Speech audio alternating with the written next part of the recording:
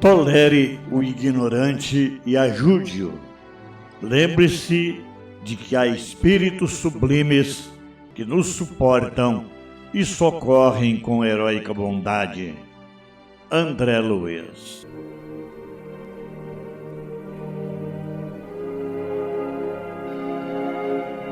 O meu bom dia de luz, o meu boa tarde de paz, o meu boa noite de prece.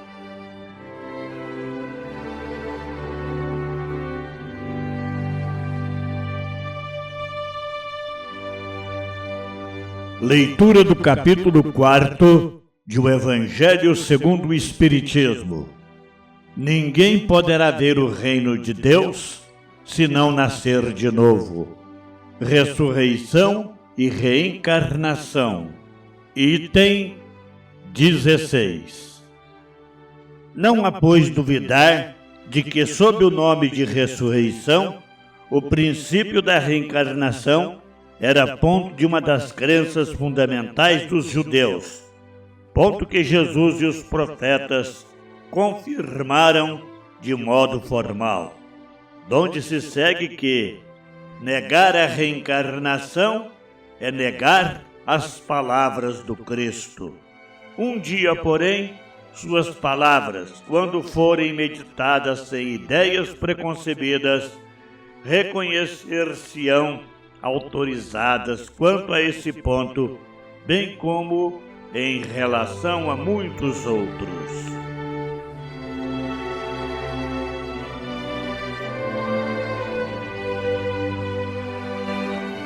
Livro dos Espíritos de Allan Kardec, capítulo 3.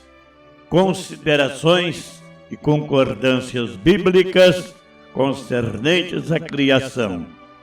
Sequência dos esclarecimentos do codificador sobre esse tema na questão de número 59.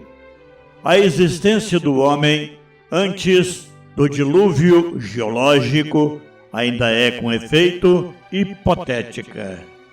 Eis aqui, porém, alguma coisa que o é menos. Admitindo-se que o homem tenha aparecido na Terra 4.000 anos antes do Cristo e que 1.650 anos mais tarde toda a raça humana foi destruída, com exceção de uma só família, resulta que o povoamento da Terra data apenas de Noé, ou seja, de 2.350 anos da nossa era.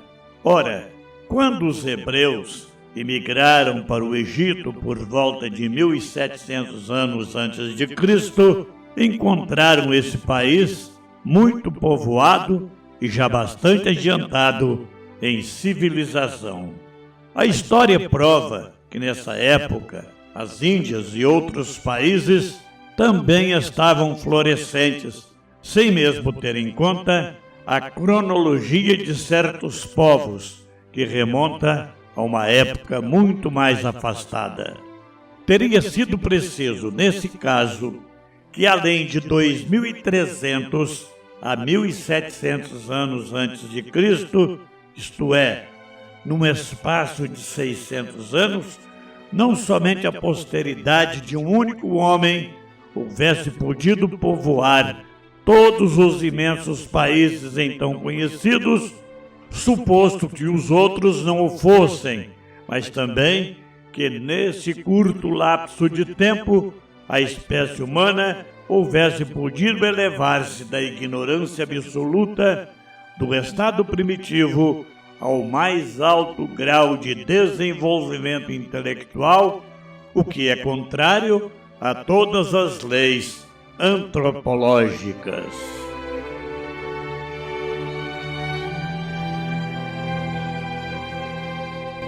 Meus prezados irmãos, Allan Kardec conclui este trecho de seu comentário recorrendo a um argumento simples, mas extremamente consistente.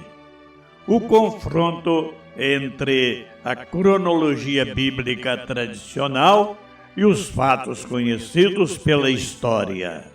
partindo da hipótese de que toda a humanidade teria se originado apenas da família de Noé após o dilúvio, Kardec demonstra que o tempo disponível até o surgimento das grandes civilizações seria insuficiente para explicar a realidade observada. Quando os hebreus chegaram ao Egito, encontraram uma nação numerosa, organizada e detentora de conhecimentos avançados. O mesmo ocorria na Índia e em outras regiões do mundo que já possuíam povos estabelecidos, tradições e elevado desenvolvimento cultural. Diante desses fatos, Kardec chama atenção para uma dificuldade incontornável.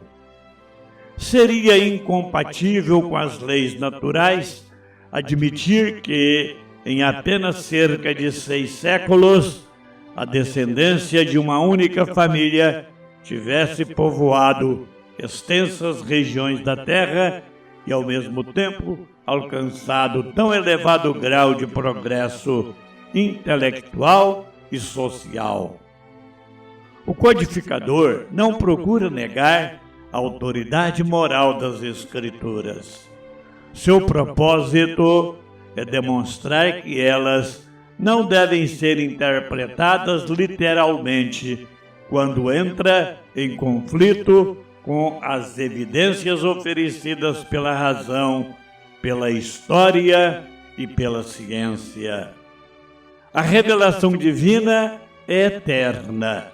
Já as interpretações humanas podem refletir os conhecimentos limitados de cada época.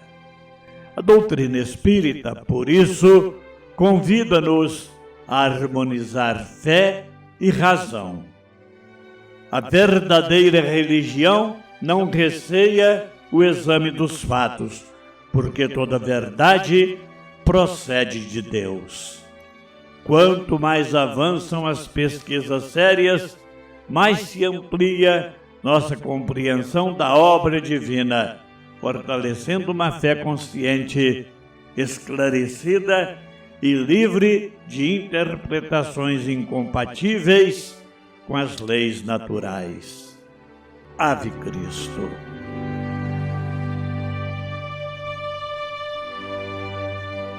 Elevemos agora, queridos irmãos, o nosso pensamento e o nosso coração em prece de adoração e agradecimento a Deus.